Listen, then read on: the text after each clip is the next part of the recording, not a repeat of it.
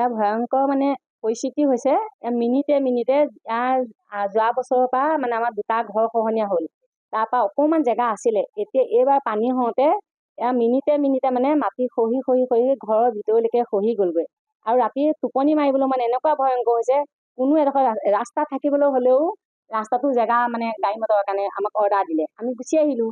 আহি আকৌ ইয়াতে থাকিবলৈ লৈছোঁ। লোৱাৰ কাৰণে আকৌ ঘৰৰ ভিতৰতো এইবাৰ ফাট মেলিছে।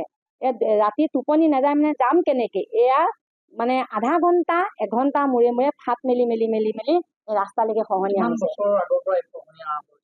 কিমান বছৰ আগত মানে বছৰ বছৰ ধৰি খহনীয়া হৈছে। কোনো কাৰণে নিলগত আছে ENT অফিচ। তেওঁলোকক মই বৰষুণত তিতি তিতি আমাৰ ইয়াৰ ওচৰৰ মানুহে 3খনকৈ দৰ্খাস্ত দিলোঁ, কিন্তু তেওঁলোকে এলাও নকৰিলে। কিন্তু তাৰ ওপৰতো আমিতো কৰিবতো নোৱাৰোঁ। বিধায়কে চাই গৈছে, শশীকান্ত দাসে চাই গৈছে ইয়াত বা আহি পেলাই, তথাপিও তেওঁ একো নকলে, হ'ব বুলিয়ে কৈ থৈ দিলে। কিন্তু আজিলৈকে আছে। এইফালে বেমাৰী মানুহ ভিতৰত শুই আছে, তেওঁ নিজেই দেখিছে। অকণমান তেওঁ অনুৰোধ কৰিছোঁ যাতে তেওঁ আমাক অকণমান সহায় কৰে। কলং মানে কেইটা গ'ল, 1 ঘৰ আৰু 2 ঘৰ 3 ঘৰ 4 ঘৰ 5 ঘৰ মানুহ গৈছে। আমাৰ 5 ঘৰ মানুহ গৈছে। এনেকে ৰজনী কটাই আছো তাই, উপায়তো নাই।